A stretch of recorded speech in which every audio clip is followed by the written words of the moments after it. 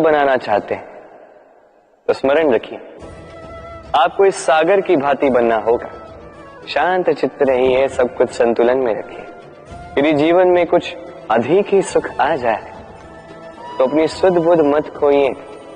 यदि जीवन में दुख आ जाए, कष्ट आ जाए, तो अपना निश्चय, अपना लक्ष्य और अपनी शक्ति मत भूलिएगा, क्योंकि यही श्रेष्ठता व्यक्ति का आचरण है। राधे राधे।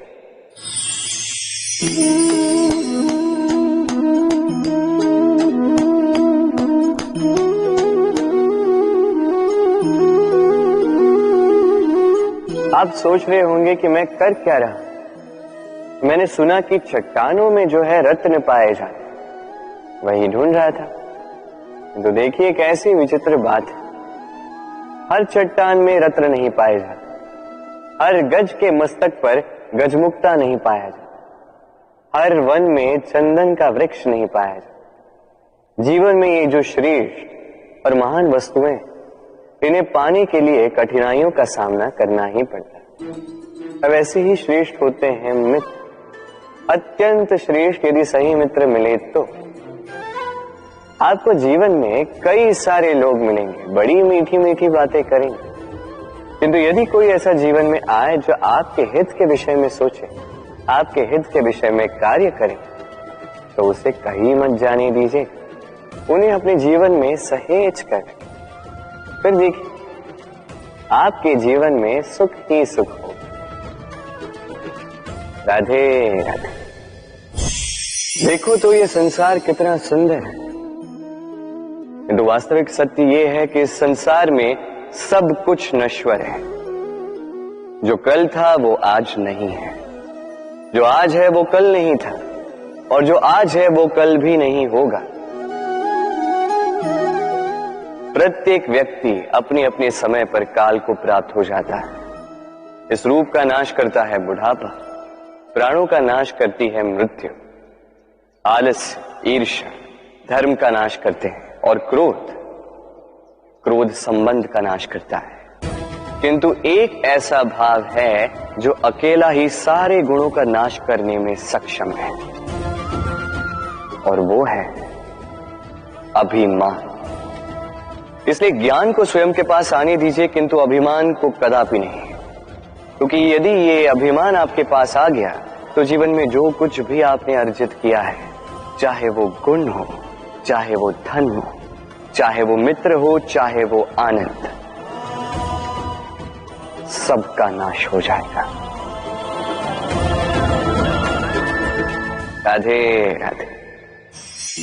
इस पुष्प को देख रहे हैं, कितना सुंदर खिला हुआ है ये पुष्प, और इसका कारण क्या है आप जानते हैं? ये पुष्प नहीं जानता कि कल इसके साथ क्या होने वाला, और ना ही ये पुष्प जानना चाहता है। ये नहीं जानता कि कल ये किसी सुंदरी की केस सज्जा में लगेगा या किसी अर्थी पर शोक का प्रतीक बनेगा। ये जीता है तो केवल आज, केवल वर्तमान, और इसीलिए स्वयं भी महकता है, दूसरों को भी महकाता है। स्मरण रखिएगा, सुखी जीवन का मूल मंत्र यही है, ना जीवन की चिंता, ना मृत्यु का भय। जो है वर्तमान, इसी वर्तमान को जिए, इसी वर्तमान को भोगे, और इसी वर्तमान में अपना आनंद ढूंढे। स्वयं सुखी रहे और सबको सुखी करें। राधे राधे। चलिए आपसे एक प्रश्न पूछता हूं, स्वर्ण और लोहे में अंतर क्या है?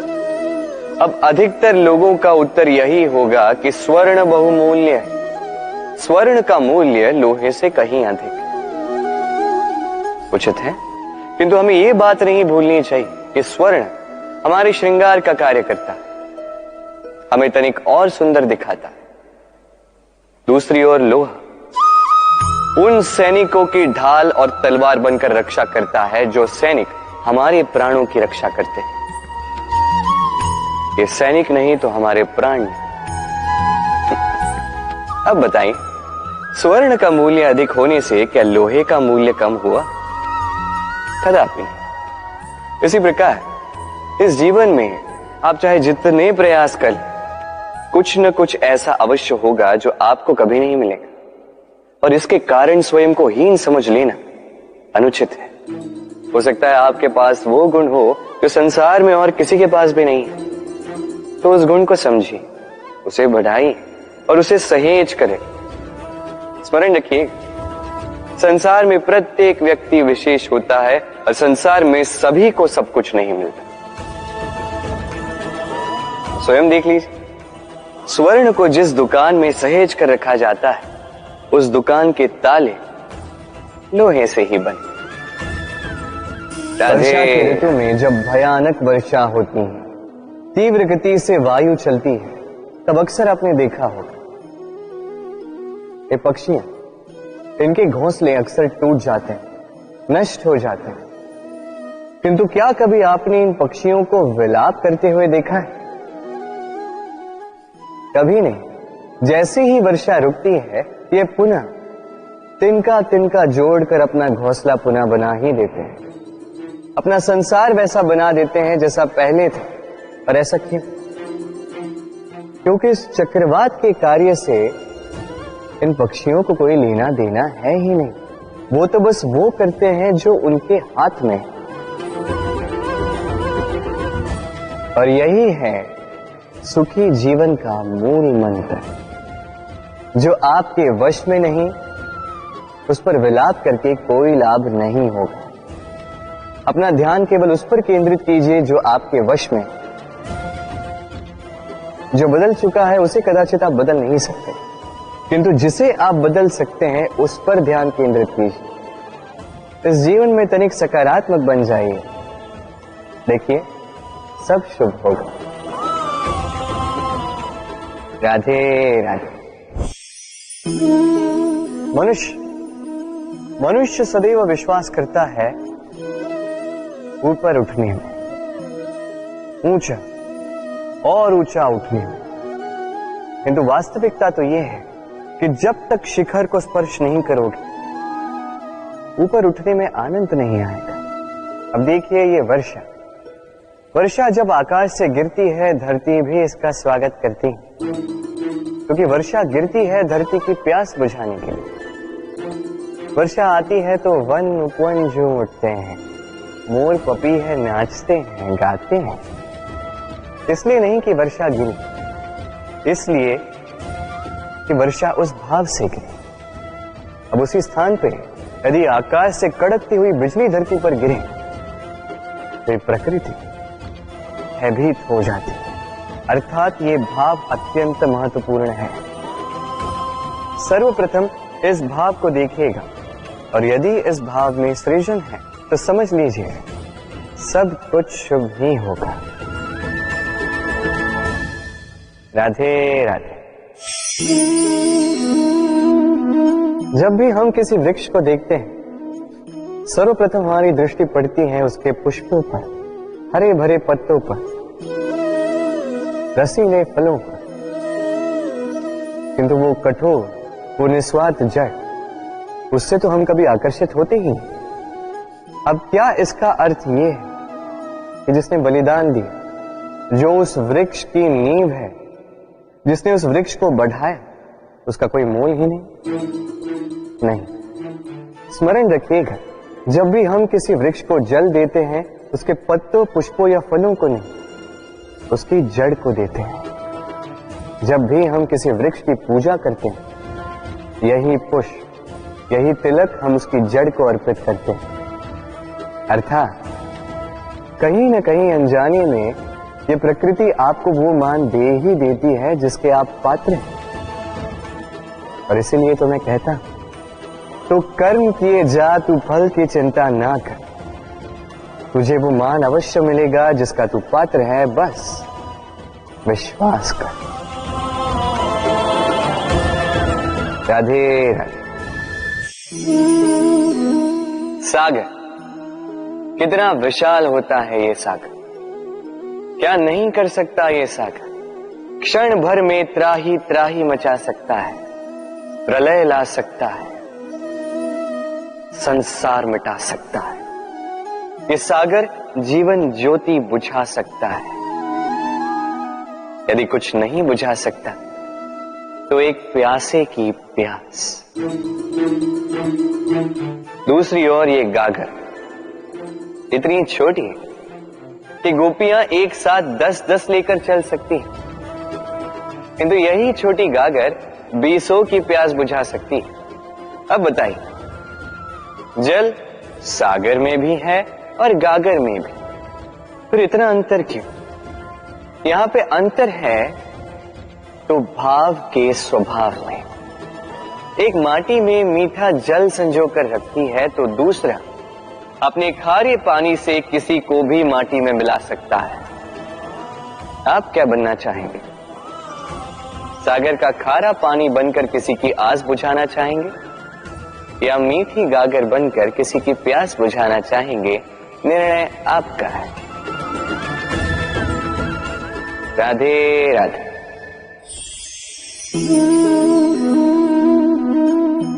बालपन में एक बात थी जो मुझे कभी समझ नहीं आई। मैं सदैव आश्चर्यचकित रहता था कि ऐसा कैसे हो सकता है। बात कुछ यूं थी, मैं हमारी गौशाला में देखता था अलग अलग रंग रूप की गैया, किसी का रंग काला तो किसी का श्वेत, किसी का भूरा तो किसी का चितकबरी। अब मैं देखता था किसी के सिंग बड़े हैं तो किसी के इतने छोटे कि मानो दिखाई ही न दे। कोई गैया आकार में छोटी थी तो कोई तनिक बड़ी, किंतु जब ये सारी गैयाएं दूध देती थी तो मैंने देखा सब कुछ तो समान, रंग समान, स्वाद समान, गुण समान, पौष्टिकता समान। अब मैं ये समझ नहीं पाया, मेरी दृष्टि में तो सारी गैयाएं अलग अलग थी। मैंने सोचा मैं मैया से पूछता। मैंने मैया से पूछा, मैया ने मुझसे कहा, कान्हा, रंग रूप बदलने से गैया की वास्तविकता तो नहीं बदलती ना, गैया तो गैया ही रहेगी। अब मैं ये बात नहीं समझ पाता कि मनुष्य इसे आत्मसात कैसे नहीं कर सकता। देखिए, रंग, रूप, जात, धर्म, भाषा, इससे ऊपर है मानवता, और मानवता का एक ही धर्म है और वो है प्रेम। तो यही प्रेम अब सब में बांटते रहे, प्रेम से सबकी सेवा करते रहे। इस मानवता का अमृत चख के देखिए, फिर आप समझ जाएंगे कि हम सब भिन्न भिन्न नहीं हैं, हम सभी एक हैं। राधे राधे।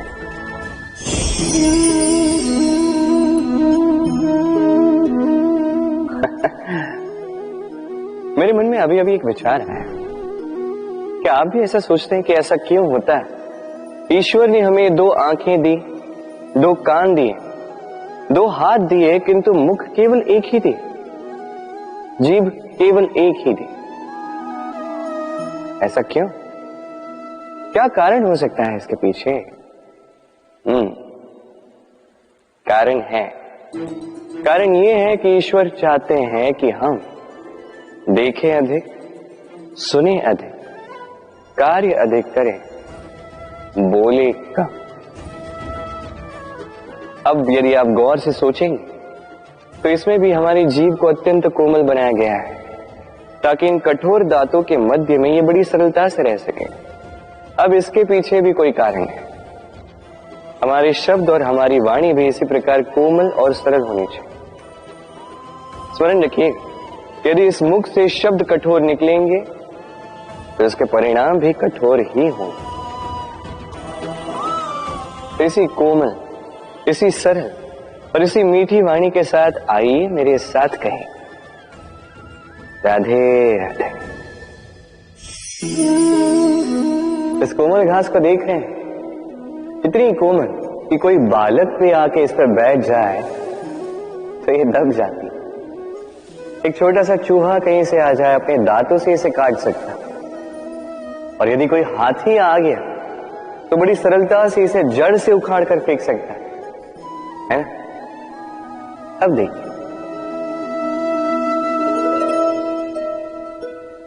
मैंने इसी घास को गूंथ कर एक रस्सी बनाई, पर अब वही कोमल घास एक शक्तिशाली बंधन में परिवर्तित हो चुका।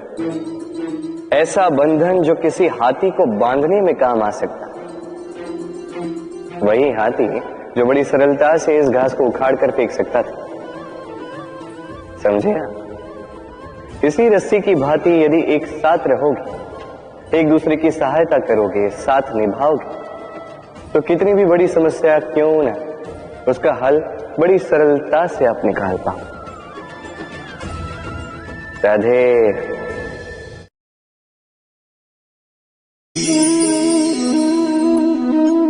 कैसे हैं आप? पूछने का कारण ये कि आज के समय में आसपास किसी भी देख लो, दुखी, व्याकुल, सोचता है कि संसार में सबसे अधिक दुख उसी के जीवन में, सबसे अधिक समस्याएं उसी के जीवन में। संसार में ऐसा कोई व्यक्ति नहीं जिसके जीवन में समस्या नहीं, और संसार में ऐसी कोई समस्या नहीं जिसका हल मनुष्य के पास नहीं। किंतु उस हल को खोजने के लिए अपनी बुझाओं को खोलकर जीवन में आगे बढ़ना होता है, साहस से आगे बढ़ना होता है। किंतु कुछ लोग क्या करते हैं, अपने माथे पर हाथ रख के किसी कोने में बैठकर निराश होकर अपने भाग्य को कोसते हैं। नहीं, ये कभी मत कीजिए। कर्म कीजिए, आगे बढ़िए, साहस दिखाइए, और सबसे महत्वपूर्ण बात, संयम रखें। क्योंक't आपका लक्ष्य कितना भी कठिन क्यों ना हो, उस तक पहुंचने का मार्ग आपके पांव के नीचे से होकर ही जाए। राधे राधे। आप ऐसे कई लोगों को जानते हो जो ब्रह्म मुहूर्त में उठते हैं, स्नान करते हैं, प्रार्थना करने बैठ जाते हैं, श्लोक पाठ करते हैं और दूसरों को भी ज्ञान देते हैं कि वो भी ये सब करें, मंत्रोच्चार करें। मंत्रोच्चार, निस्संदेह इसमें बहुत शक्ति होती है, किंतु ये शक्ति आपको तभी मिलेगी जब आप उस मंत्र में छिपी सीख आत्मसात करेंगे, अपने जीवन में उतारें, उस सीख को आप कर्मों में परिवर्तित करें, प्रेम से इस सद्ज्ञान को अपने जीवन में लाइए, इसका प्रयोग कीजिए, तब मिलेगी आप इस मंत्र की शक्ति। अन्यथा ये मंत्र पढ़ के कोई लाभ नहीं होगा। स्मरण रखिएगा, मंत्र की शक्ति उसे बोलने में नहीं, उसे अमल करने में। राधे राधे। कितनी शांत, सौम्य, शीतल होती है एक बहती नदी। आसपास की भूमि को नम करती है, पशुओं को जल देती है, पक्षियों के लिए क्रीड़ा स्थल बन जाती है और हमें देती है शांति। किंतु बाढ़ में जब यही बहती नदी प्रकोप पर उतर आती है, जब अपना रौद्र रूप धारण कर लेती है, कुछ नहीं छोड़ती। वन, घर, शहर, पर्वत तक तोड़ डालती है ये शांत बहती नदी। अब इसी प्रकार होते हैं हमारे भाव। जब तक शांत है, जब तक नियंत्रण में, तब तक सदा आपको सुख देंगे, किंतु यदि ये अनियंत्रित होकर बाहर निकले, सर्वस्व का अंत कर देते हैं। इसलिए भावनाओं के नियंत्रण में नहीं, भावनाओं को नियंत्रण में करना सीखें। आप जीवन में बहुत सफलता पाएंगे। राधे राधे। चलिए आपसे एक प्रश्न करता हूं, सबसे स्वादिष्ट फल कौन सा है? अब कोई कहेगा आम, तो कोई कहेगा सीताफल, कोई कहेगा अमृत, और क्यों नहीं? अब प्रत्येक व्यक्ति की अपनी अपनी रुचि है, अपना अपना स्वाद है। कोई ये भी कह सकता है कि भाग्य से जो भी फल मिले वही सबसे अच्छा, अब रुचि चाहे जो भी हो, जैसी भी हो, सबसे मीठा फल वही जो परिश्रम के पश्चात प्राप्त हो। अब देखिए, तिनका तिनका जोड़कर, पाई पाई जमाकर अपनी स्वयं की एक कुटिया बनाना, उसमें रहना, वाह, इसका आनंद ही कुछ और है। और इसके समक्ष बड़े बड़े महलों का सुख फीका पड़ जाता है। ऐसा क्यों होता है? इसका उत्तर बड़ा ही सीधा साधा है। जब आप परिश्रम करते हैं, मानसिक परिश्रम करते हैं, शारीरिक परिश्रम करते हैं, अपना सारा समय उसमें निवेश करते हैं, निरंतर प्रयास करते हैं, उसके पश्चात आपको यह फल मिलता है, तो इस फल का मूल्य तो आप जानते ही हैं। स्मरण रखिएगा, परिश्रम अमूल्य है, इसलिए इससे मिला फल भी अतुल्य है। तो परिश्रम करते जाइए, निरंतर प्रयास करते जाइए, इस फल को प्राप्त करते जाइए, अपने इस जीवन में इस सफलता को प्राप्त करते जाइए। और मेरे साथ प्रेम से कहिए, राधे राधे। लोग कहते हैं संगठन में बहुत शक्ति होती है, और सत्य कहते हैं। अब देखिए, एक उंगली और एक मुट्ठी के बल में कितना अंतर है हम सभी जानते हैं, किंतु एक उंगली आपको उचित मार्ग दिखा सकती है, मुट्ठी मार्ग अवरुद्ध कर सकती है। इसलिए यह जानना अत्यंत महत्वपूर्ण है कि संगठन और भीड़ में क्या अंतर है। इसे पहले पहचान। संगठन वो जहां आपका अपना व्यक्तित्व, अपनी पहचान, केवल शक्ति पाने के लिए भीड़ का भाग बन जाना ठीक नहीं, क्योंकि ये भीड़ भले ही आपको शक्ति दे, किंतु आपसे आपकी पहचान छीन लेती है। इसलिए संगठन में रहिए, किंतु अपने व्यक्तित्व को, अपनी पहचान को, इसे कभी मत खोइएगा।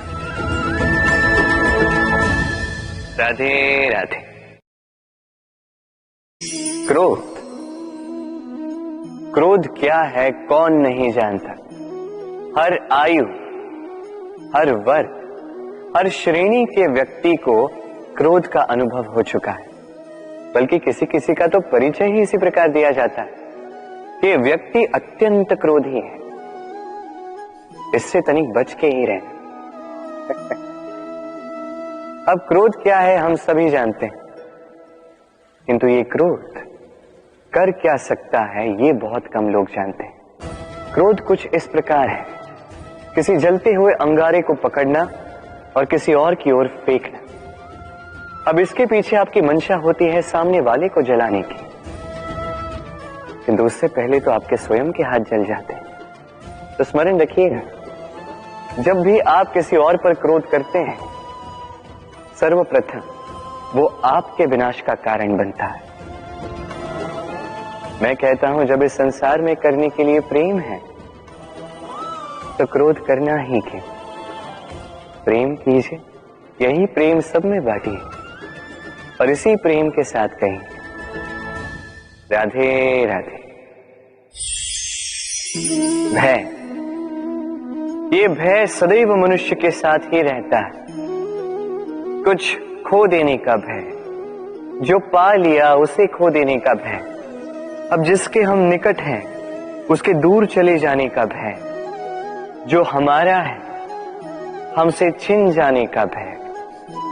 अब मनुष्य सारा जीवन व्यतीत कर देता है इस भय की छाया में, किंतु क्या कभी आपने ये सोचा है कि ये भय हमें क्यों लगता है? ये भय हमें इसलिए लगता है क्योंकि हम उस व्यक्ति, उस भाव, उस वस्तु को स्वयं से समेट कर रखते हैं। हम स्वयं उसे इतनी शक्ति दे देते हैं कि वो जब चाहे तब हमें छोड़कर जा सकता है, हमें कष्ट पहुंचा सकता है। किंतु यदि हम उस भाव, उस व्यक्ति, उस वस्तु से निर्लिप्त रहें, उसके आकर्षण से हम मुक्त हो जाएं, तो ना ही वो हमें छोड़कर जा सकता है, ना ही हमें कष्ट पहुंचा सकता है। इसलिए स्वतंत्र रहिएगा और सबको स्वतंत्र रखिएगा, प्रेम को भी। राधे राधे। अस्तो मां सद्गमय तमसो मां ज्योतिर्गमय मृत्युर्मामृतम गमय। कभी आपने सोचा है काला रंग ना होता तो क्या श्वेत रंग आपको भाता? रात्रि का अंधकार ना होता तो सूर्य प्रकाश का अर्थ हमें समझ आता? ये थकान ना होती तो क्या विश्राम का अर्थ हम समझ पाते? ये भूख ना होती तो क्या इन स्वादिष्ट व्यंजनों का अर्थ हम समझ पाते? क्या इन सब का आनंद हम ले पाते? स्मरण रखिएगा, इस संसार में कोई भी भाव या वस्तु बुरी नहीं है। यदि आप मानते हैं कि बुरी है तो किसी कारण से ये बुराई आवश्यक है, अन्यथा ईश्वर इसे हमारे संसार में रखते ही। इस बुराई का उद्देश्य है हमें अच्छाई का आभास करवाना, ताकि हम अच्छाई में अपना लक्ष्य साध सकें। इसलिए बुरों से कभी घृणा मत कीजिएगा, ये तो केवल भलाई की आवश्यकता के जनक है। उन्हें भले में परिवर्तित कीजिए, असत्य से सत्य की ओर ले जाए, अंधकार से प्रकाश की ओर ले जाए, मृत्यु से अमरत्व की ओर ले जाए, किंतु प्रेम के पथ से। राधे राधे। अक्सर हमारे पास एक बहाना होता है, एक खींच होती है कि संसार में हम करें तो क्या करें, जो हम करना चाहते हैं वो पहले ही कोई कर चुका है, हमारे पास तो कुछ करने के लिए ही नहीं है। यदि आपको उदाहरण दूं तो इन पूजा की थालियों को देखिए, पहले से ही सब कुछ सज्ज करके रख दिया गया है। अब ऐसे में हम सोचते हैं कि करना क्या शेष है, सब कुछ तो पहले ही हो चुका है। अब यहाँ पे समस्या कर्तव्य में नहीं, यहाँ समस्या हमारी सोच में। हम ये सोचने में समय व्यतीत करते हैं कि क्या हो चुका है। हमें ये सोचना चाहिए कि क्या करना अब भी शेष है जिसमें हम अपना योगदान दे सकते हैं।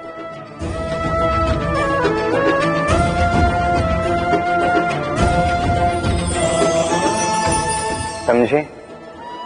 संसार में ऐसा कोई कार्य नहीं जो पूरा हो। आप सदैव उसे आगे बढ़ाने के लिए प्रयास कर सकते हैं। आप उस कार्य को और श्रेष्ठ बना सकते हैं। बस आवश्यकता है तो सकारात्मकता की। राधे राधे।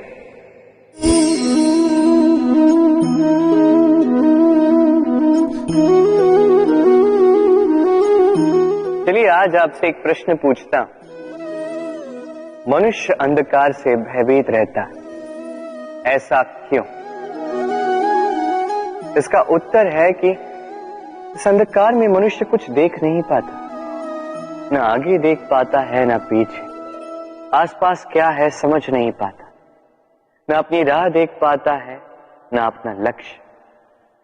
इसके कारण अपना विश्वास खो देता है और इसी कारण से भयभीत हो जाता है। चलिए अब आपसे एक और प्रश्न करता हूं। क्या इस संसार में इतना अंधकार है कि इस दिए का अस्तित्व ही मिटा दे? नहीं, उल्टा ये दिया अंधकार को चुनौती देता है, स्वयं जलकर संसार को प्रकाश देता है। ये छोटा सा दिया। अब जब ये छोटा सा दिया अंधकार से भयभीत नहीं होता तो भला आप क्यों असफलता से भयभीत होते हैं? आपके भीतर एक अमर आत्मा है, बस आवश्यकता है तो उस आत्मा को जगाने की। अपने भीतर की इस ऊर्जा को जगाकर तो देखिए, सब कुछ दिखेगा। राधे राधे। विवाह प्रेम का लक्ष्य है, ये भ्रम है था। और इसीलिए मनुष्य सदैव ये भूल कर बैठता है, सोचता है कि विवाह ही प्रेम का लक्ष्य है। मनुष्य प्रेम को पाना ही प्रेम समझ लेता है। अब देखिए ना, इस संसार में कुछ ऐसे भी भाग्यशाली लोग हैं जिनका विवाह उनके प्रेम के साथ होता है। कुछ का प्रेम ऐसा भी जिन्हें विवश होकर ना चाहते हुए भी किसी और के गले में वरमाला डालनी पड़ती है। किंतु ये दोनों भूल कर बैठते हैं था। विवाह के पश्चात वो सोचते हैं कि हमें तो सब कुछ मिल गया, हमने तो प्रेम प्राप्त कर लिया, हमारा लक्ष्य पूर्ण हुआ। किंतु उसके पश्चात ये जो प्रेम है था कहीं ना कहीं खो जाता। और जिन्हें प्रेम ना मिला वो प्रेम ना मिल पाने की पीड़ा में प्रेम ही भूल जाते हैं। समर्पण, 100% निस्वार्थ समर्पण, वो समर्पण जो किसी मां के मन में अपने संतान के लिए होता है। क्योंकि ये प्रेम दाऊ, ये प्रेम पाना नहीं है, ये प्रेम देना है। अपने आप को, अपने अस्तित्व को, अपनी आत्मा को समर्पित कर देना। ये प्रेम ना ही शारीरिक है ना ही भौतिक, ये प्रेम तो अपनी आत्मा का समर्पण है। ये विवाह एक संबंध अवश्य है और इसमें कुछ भी अनुचित नहीं है। ये विवाह प्रेम से प्रतिबंधित नहीं है था। ये प्रेम कहीं ऊंचा है। अब यदि मैं आपको उदाहरण दूं तो क्या राधा के विवाह के पश्चात मैं उसके सुख की कामना करना छोड़ दूं? कैसे मैं प्रयास न करूं कि राधा जीवन में सदा सदा के लिए सुखी रहे? क्या मेरे मन में राधा के लिए प्रेम कम हुआ? कृष्ण का राधा के प्रति प्रेम कृष्ण में समाहित है ना? दाऊ, ये प्रेम पाप तब बन जाएगा जब इस प्रेम के बदले हम कुछ चाहेंगे। किंतु यदि ये प्रेम समर्पित हो तो ना ही ये अनीति है ना ही ये पाप है। पर सेतु बांधने की कथा के विषय में तो आपने सुना ही होगा। श्री राम की सेना को 100 योजनों के समुद्र को पार करके लंका पर आक्रमण करना था। वास्तुकार, नल और नील ने सेतु बांधने का उपाय सोचा, किंतु अब सेतु बांधा कैसे जाए? समुद्र इतना गहरा है, कितने पत्थर डाले जाए कि पार करने लायक स्थान हम समुद्र से ले सकें। तब किया गया एक काम, पत्थरों पर लिखा गया राम का नाम, और जब इन पत्थरों को सागर में फेंका गया तब वो तैरने लगे। अब कोई कहेगा ये राम के नाम की महिमा है, कोई कहेगा ये नारायण का कोई चमत्कार है, किंतु नहीं, ये राम का वो गुण है, उनके व्यक्तित्व की वो महानता है जिसने उनका प्रतिनिधित्व किया। कि पत्थर भी इस सागर में तैरने लगे।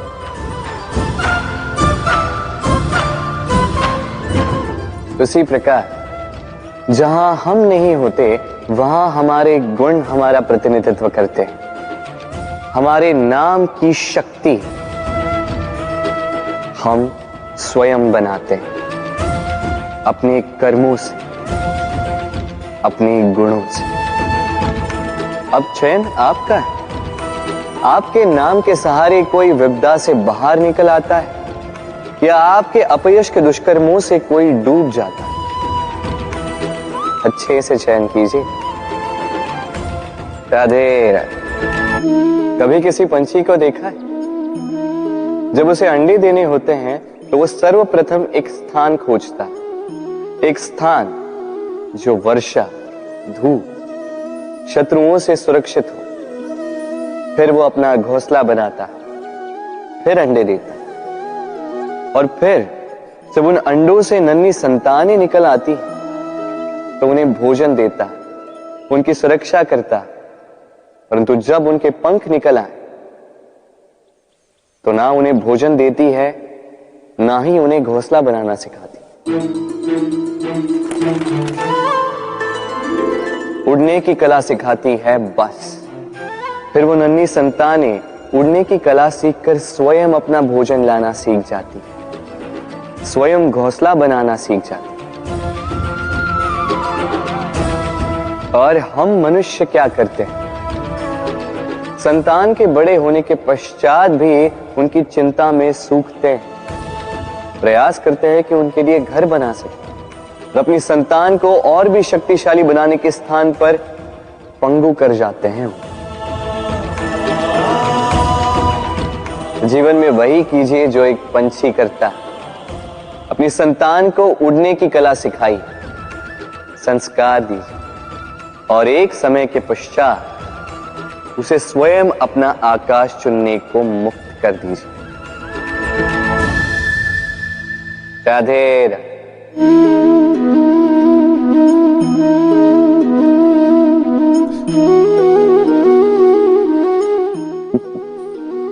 अब आप सोच रहे होंगे कि मैं इतनी एकाग्रता के साथ इस चींटी को क्यों देख रहा हूं। आपको बता दूं कि आज इस चींटी को देखकर मैं मंत्रमुग्ध हो चुका हूं। इसके रूप, इसके आकार को देखकर नहीं, इसके प्रयासों को देखकर।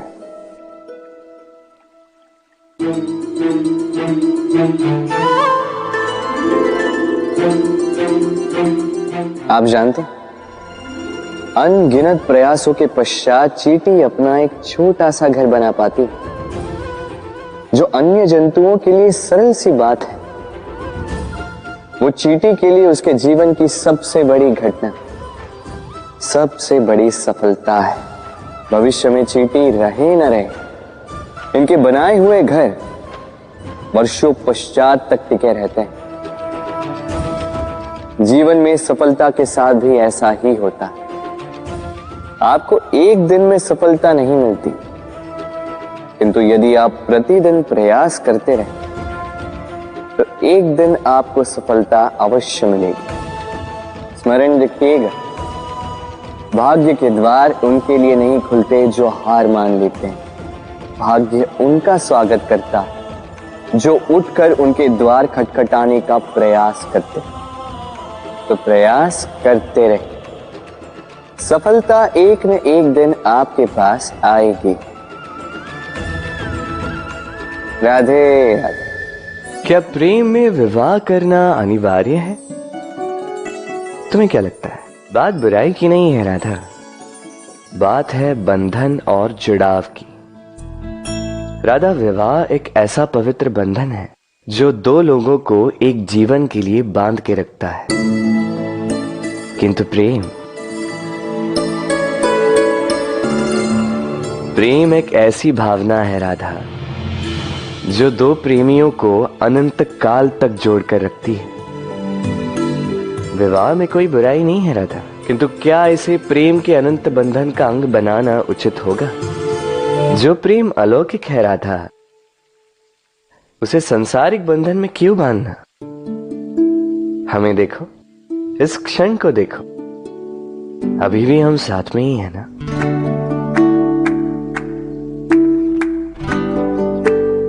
प्रेम भी यही सिखाता है राधा कि दो लोग, दो प्रेमी पूरे अस्तित्व के साथ हर क्षण एक दूसरे के संग बिताएं, बिना भविष्य की चिंता किए और इन आशाओं और आकांक्षाओं के खेल से परे होकर एक दूसरे को समझें। ये तो समय ही बताएगा ना राधा कि हम एक दूसरे के विकार, गुण, अवगुण जानते हैं या अब भी कुछ जानना शेष है। ये ताला देख रहे हैं आप? ये ताला प्रहार से भी खोला जा सकता है, प्यार से भी खोला जा सकता है। अर्थात इस ताले को आप इस चाबी से भी खोल सकते हैं, इस हथौड़े से भी खोला जा सकता है, किंतु खुलने में अंतर होगा। यदि आप इस ताले को प्रहार से खोलोगे तो ये पुनः काम नहीं आएगा, किंतु यदि आप इसे चाबी से खोलोगे तो ये सदा काम आएगा। हमारे जीवन में संबंध भी कुछ इसी प्रकार होते हैं। हमारे जीवन के आनंद रूपी धन की रक्षा करते हैं, किंतु प्रेम से। यदि क्रोध से किया जाए तो फिर वो किसी काम के नहीं रहते। इसलिए उन्हें सदा प्रेम की चाबी से खोलिएगा।